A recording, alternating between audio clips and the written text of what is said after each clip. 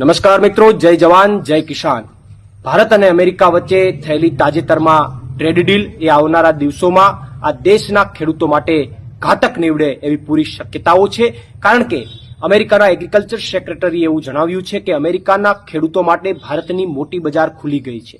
એનો સીધો મતલબ એ થાય છે કે અમેરિકાના ખેડૂતોની જે પ્રોડક્ટ્સ છે એ જો 0% ટેરિફે ભારતમાં પ્રવેશ કરશે તો ભારતના ખેડૂતોની જેટલી પણ પ્રોડક્ટ્સ છે, જે મહા મહેનતે પરસેવો પાડીને જે ખેડૂતો ખેત પેદાશો ઉત્પન્ન કરે છે, એ ખેત પેદાશોના ભાવ જે છે તળિયે જતા રહેશે અને ભારતના ખેડૂતો, આ દેશના ખેડૂતોની કંગાળ પરિસ્થિતિ ઊભી થશે।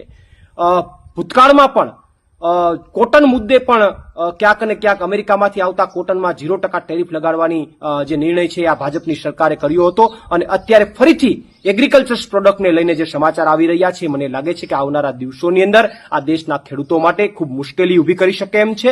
અને આખી ટ્રેડ ડીલની અંદર ભારતમાંથી કોઈ પ્રોડક્ટ અમેરિકામાં જાય તો 18% ટેરિફ અને અમેરિકામાંથી કોઈ પ્રોડક્ટ ભારતમાં આવે તો 0% ટેરિફ। તો આ ટ્રેડ ડીલ તો ભારત માટે કઈ રીતે ફાયદારૂપ થાય? આ તો વિસંગતતા ભરેલી ટ્રેડ ડીલ છે।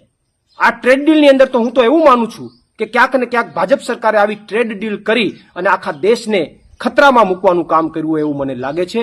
એટલે આ ટ્રેડ ડીલ હું એવું માનું છું કે આવનારા દિવસોમાં ખેડૂતો માટે ઘાતક નીવડી શકે અને ખેડૂતો માટે કંગાળ પરિસ્થિતિ ઊભી કરી શકે એમ છે।